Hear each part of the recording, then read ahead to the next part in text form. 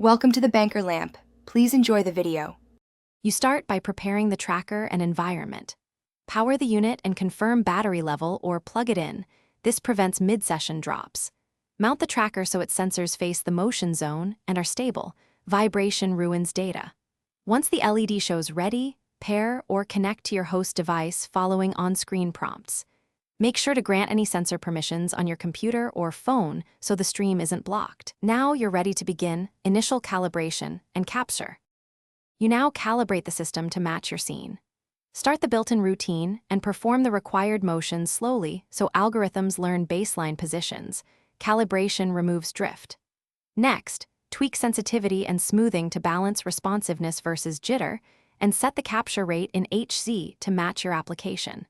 Then define the tracking zone and set occlusion rules so the tracker ignores irrelevant motion. Once these settings stabilize object paths, you'll get clean. You're at the final stage. Capture and save usable data. Start recording and keep an eye on the live feed and telemetry to spot anomalies early. When done, export in the format your workflow needs: CSV for analysis, BVH for animation, or the device format for later reimport. If tracking shows jitter or dropouts, recalibrate, tighten the mount, and reduce sensitivity. Also check for reflective surfaces or occlusions. Finally, review a short test clip to confirm settings before a full session.